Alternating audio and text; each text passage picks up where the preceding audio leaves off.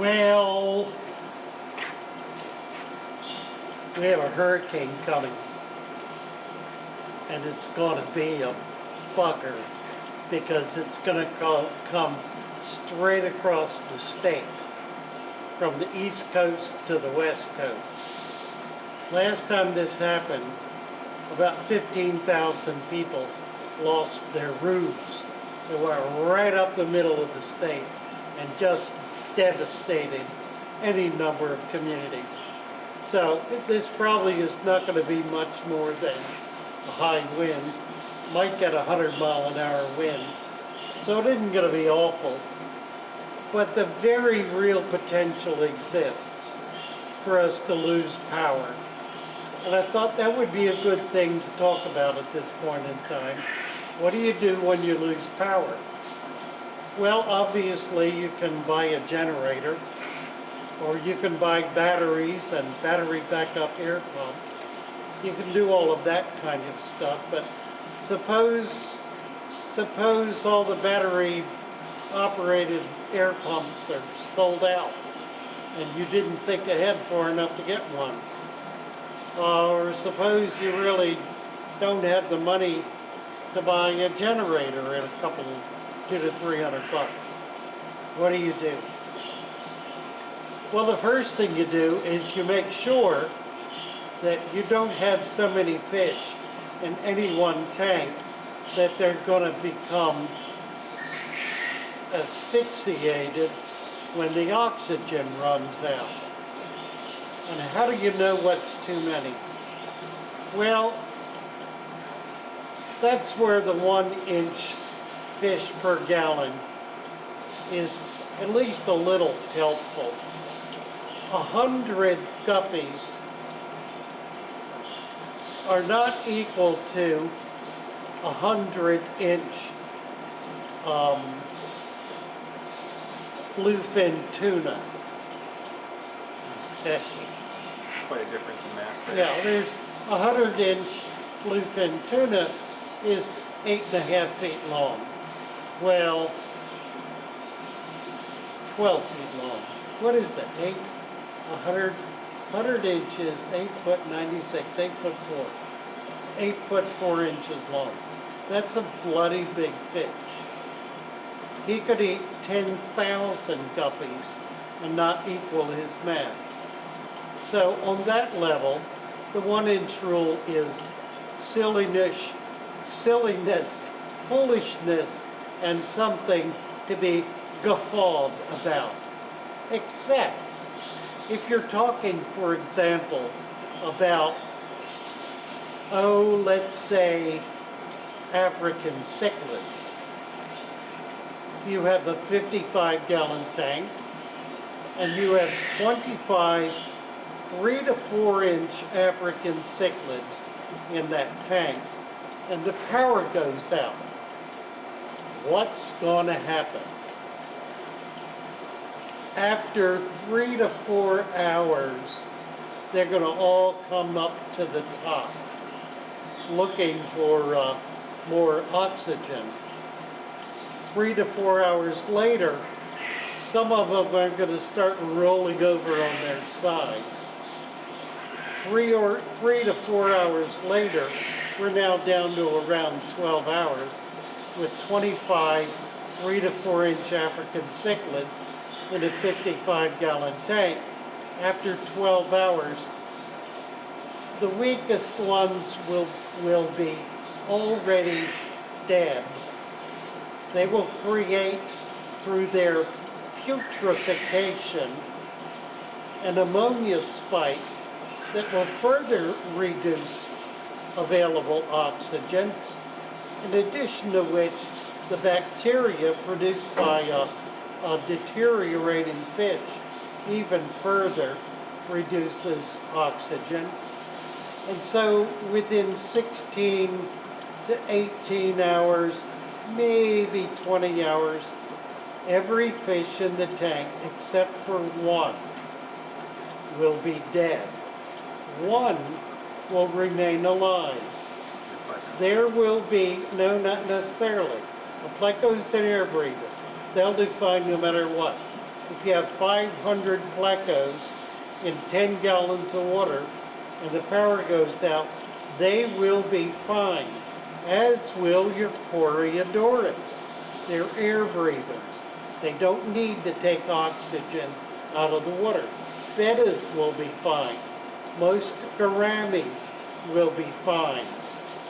It's only the fish that depend on O2 and, even more importantly, that are active fish, that are burning up a lot of calories. They're on the move all the time, like Malawi cichlids. Malawi cichlids are little beasties. They're on the move all the time. And any very large fish, like the big Central Americans, fish that get upwards of 8 to 12 inches long.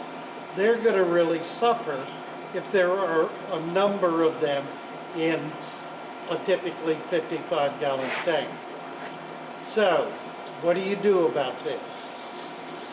One of the simplest things to do is to locate some kiddie pools or tubs, areas, containers rather, that have more surface space, because surface space is the key.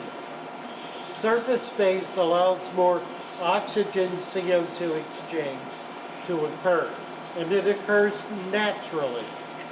You can go in there and you can swirl the water around, wave it around with your hand, and that will help to increase the oxygen CO2 exchange that's occurring.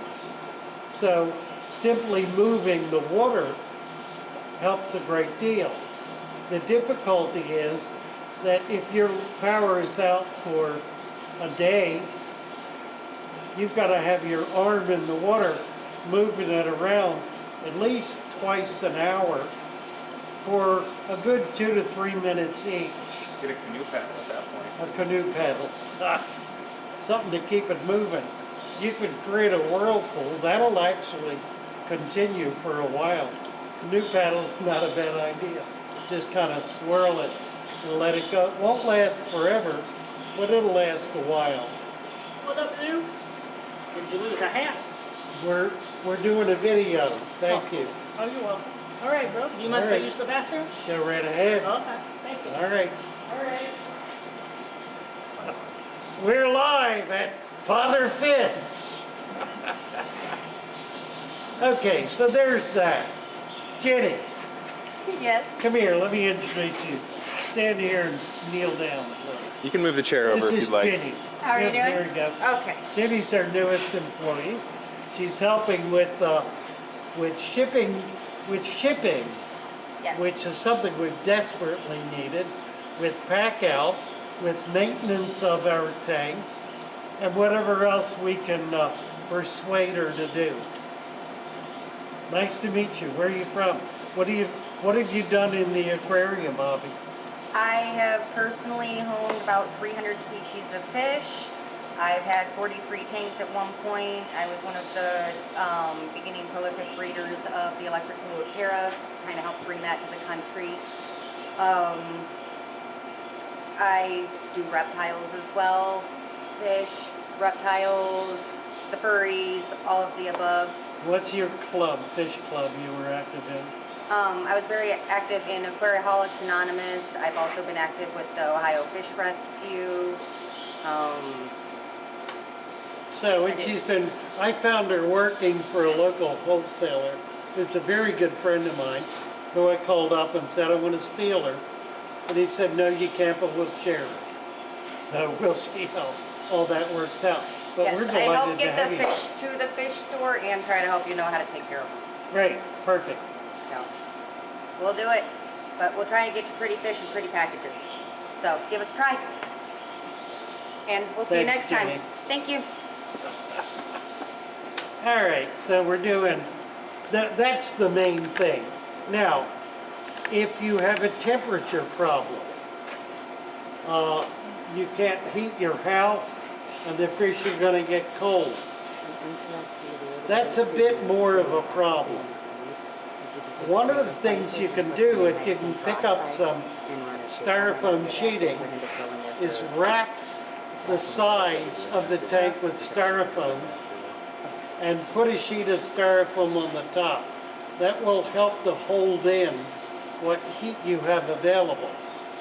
If you have a way to heat water, like to heat tank water, don't use new water, use tank water.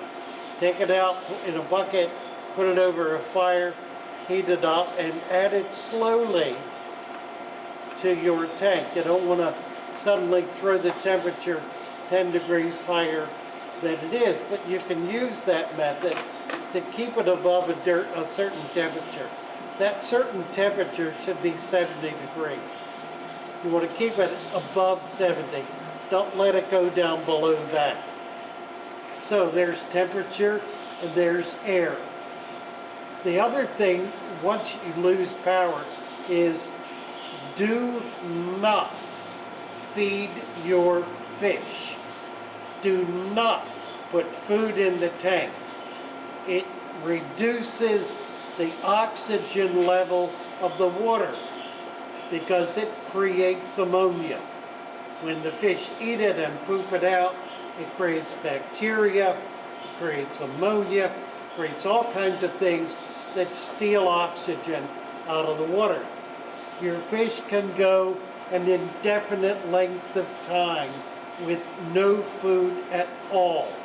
Don't feed your fish.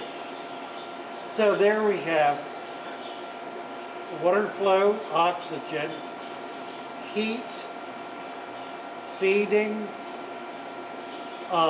moving your tanks that are overcrowded, moving some of those fish out of there into the biggest tray you can find. You want to use tank water for that. If the water level goes down in the tank, it's not going to make matters worse. Particularly if you're moving some fish out for the purpose of, if you're taking water up for the purpose of putting fish in an area that'll have more surface space. So do that definitely. Those are things you can do to protect your fish. You can stir it. You can use Thomas's canoe paddle. You can move the water around. That does help. That's all in the world an aerator does. It just moves the water. It brings water in contact with the surface, which is where the O2-CO2 exchange occurs. So you can maintain a relatively stable environment if you're able to keep that water movement going. That may be a problem. If you can do it at least every half hour, that'll certainly help. Reduce the biological load. Reduce the number of fish. Do not take out plants. Those plants are going to be beneficial. You also need not turn off the lights. You can leave the lights on. That'll help hold the heat stable. It'll also keep oxygenation occurring. It'll help with the water, the natural water flow that occurs in the tank. So there are a few helpful tips. If you lose your power to the hurricane or a bad storm or whatever, just try not to panic. Try to do what's good for the fish. Try to make sure they've got oxygenated water, either by moving it or spreading it out, creating more surface space. Do not feed. Try to keep the temperature up above 70 degrees. That's all I got for now. Thanks, boys and girls.